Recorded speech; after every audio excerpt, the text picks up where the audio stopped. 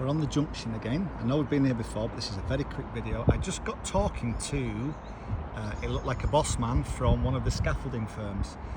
We had a little quick 5-minute chat, and he was telling me that I think it's one of those two buildings there. It hasn't even been anywhere near completed, and it's completely bought. And I've done some research on a lot of these rental apartment buildings, blocks that are being erected, and they're actually being owned by pension funds.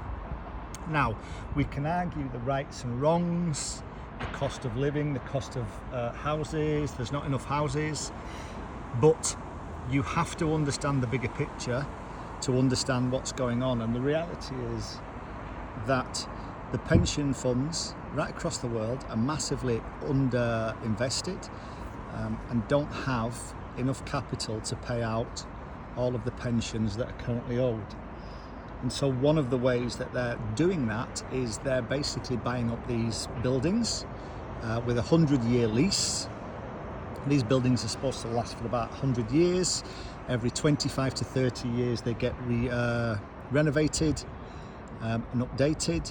But if they fill them with occupancies, then all that rent goes towards the pension fund, which is needed.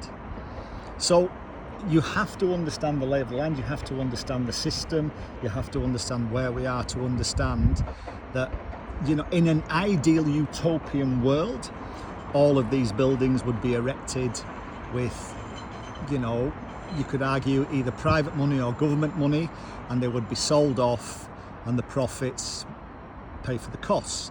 The reality of the structures that we've had in a capitalistic system going back since pensions began means that the reality is very, very different. And, you know, can we afford not to pay people pensions?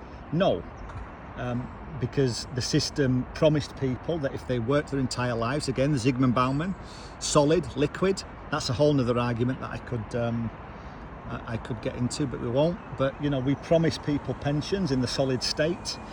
The solid state got destroyed through neoliberal policy, but we never adjusted the pension scheme.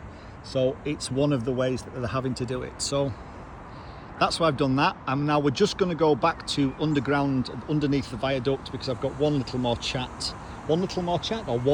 more little chat to discuss regarding that.